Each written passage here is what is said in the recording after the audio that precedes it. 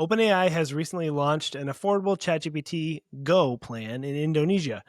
So today we're going to talk about what that means as far as like worldwide AI usage and what that means for you specifically. So before we get into that, Jaden, why don't you tell them about our school community? Yeah, so this week, Jamie and I recorded an exclusive video. And if you follow the podcast, you know that every week we record an exclusive video that we only post on our school community. We're basically breaking down AI tools and showing you how to grow and scale your businesses with them.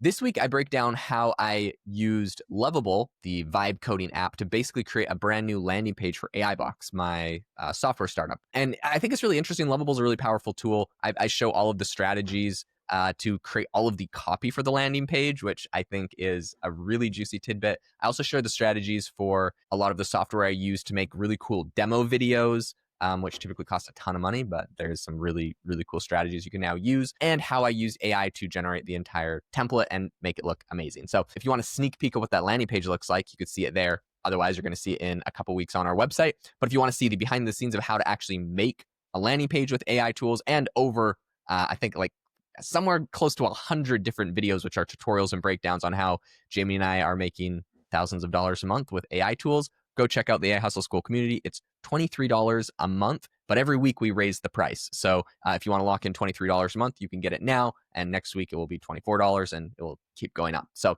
yeah, go check it out. There's a link in the description to the AI Hustle School community. All right, let's talk about what's going on with ChatGPT Go. I think this is pretty interesting for a lot of reasons, but one of the biggest is I think we're just going to see we're going to see a big growth in people from all over the world in lower income countries coming online to AI and to the paid tier of AI, which is I think is important for a couple different reasons. But the number one thing I think that's important here is it's not like ChatGPT just launched in Indonesia and anything, right? Like it is everywhere in the world and it is free. Basically everywhere in the world. Obviously, China bans it. Communism doesn't like it, I guess. But you get DeepSeek over there instead. But what you can, yeah, no, we sometimes my communism comments get us disgruntled people in the Spotify section. So if that's you, shout out a disgruntled China comment. But anyways, I think what's interesting is ChatGPT already exists everywhere. So this isn't new, but they're making a paid plan. And this is something that I'm quite familiar with this because when I was running my last startup, it was called Self Pause. It was an AI life coach where you could kind of chat with it. It's really preliminary stuff. It ran it for years before ChatGPT came out and before switching over to AI Box. But one thing that we talked a lot about and a lot of other apps talk about is basically localization of pricing, which is, I think we were like, $15 a month in America, but a lot of countries like India were really loved our app. They were quite popular there, but almost none of them would ever pay $15 a month because it's just a lot more expensive there when you look at cost of living. And so there are certain people that basically would break down geo pricing, where they would look at the average cost of living in comparison to America, and it would automatically like reprice your app or your tool for those countries, which is kind of interesting.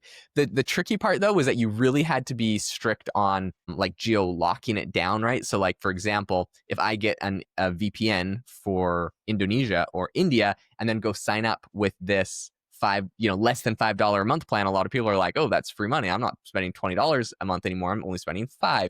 And a lot of people Right. probably be kind of disgruntled about it, like, why am I spending $20 a month on this when, over in India, it's only $4 a month or something like that, right? So that is the thing that's kind of tricky. I think it's like $4.50 in India. That is the thing that's pretty tricky, but it's possible. And you got to really lock it down. I think they try to lock it down with your address on your credit card and stuff so that you can't go, just get a VPN. And there's a bunch of different things you can do, but it makes a lot of sense because it's basically, while they're getting less money, they would be getting no money otherwise because those people just are never going to pay for the premium subscription if it's more than that. Right. And without, income over in those countries, they're not going to be able to put in like data centers or things like that either because they'll be losing money by doing so. So like you said, it's not like it's the same amount of money, but it is at least some money to help the infrastructure there, because AI does take a lot of demand as far as energy, data, cooling, with water, things like that. So it costs money. So they have to be able to subsidize it somehow. But I also think this will give access to businesses and people over there who otherwise wouldn't be able to afford it. So, if someone is trying to use AI in their small business, now they have an option to be able to do so without it, eating away at their living. So 100%. One thing that I will mention here, though, is it's not like this is a complete substitute for the ChatGPT Plus plan. So I'm sure for all the people that we're gonna complain like, oh man, I got to pay $20, they only have to pay $4.50. You're still getting a lot more if you're paying the $20 a month. This is what they're calling a mid-tier subscription. It's not available in America, but it's basically kind of an option that's between the free plan and the premium $20 a month plan. So if you have this, you get about 20 times higher usage limits.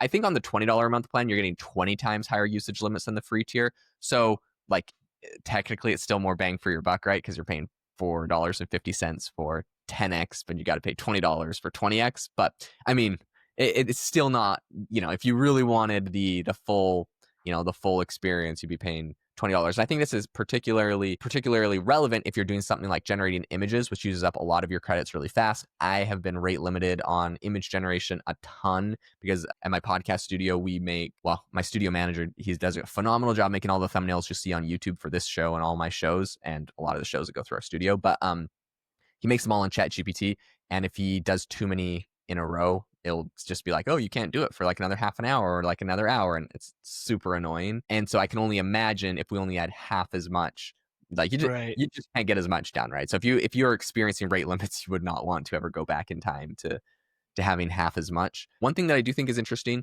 they said that the plan also allows ChatGPT to remember previous conversations better, which is making more personalized responses over time. This is something that we're all getting with our premium ChatGPT, but it's interesting to think that that feature, which is really useful, I ask it all the time, right? Like I'm working on a project for like AI Box, for example, and instead of being like every chat, I'm like, I am AI Box, a no-code AI app builder. Please make me like landing page copy for my website that explains these features, and I like list them all out. I used to have to do that. That was so annoying. Now I'm just like, hey, make a landing page for my new product at AI Box, and it already knows everything I've talked about. It knows everything about my business, and it just does it, and that's amazing to me. Now that those people in other countries are going to get access to that, I think that's really powerful and might be one of the biggest unlocks where all of a sudden for them their quality of use is going to go way up because now it can actually start to remember everything they're doing. And so I think that's a pretty good feature that is now unlocked for them. Absolutely. Yep. And so Google actually has its own version of this over in Indonesia as well. It's called AI Plus, which is like their Google AI Plus, which gives them access to a few different features as well, such as their Gemini 2.5 Pro chatbot and some creative tools for image and video generation like Flow, Whisk, and VO3 Fast, which I'm guessing is like the light version of VO3. So Google already has this over there. So this is OpenAI's kind of response to Google's light plan as well in Indonesia. Yeah. And I think like so far the response has been fairly positive. I think they said that they're getting, since they launched it, they've like doubled the paid, since they launched it in India. Over on X, Nick Turley said that total ChatGPT subscribers more than doubled since they launched that a month ago in India. So like I think it is making a big improvement. He said, quote, it's exciting to see the rapid adoption of AI in Indonesia, which is already one of ChatGPT's top 5 markets by weekly active users. If you're in Indonesia, try ChatGPT Go and let us know what you think. I mean, if you're in Indonesia, give us money and let me know what you think about giving us money. It's basically what he's saying. But I think that's interesting.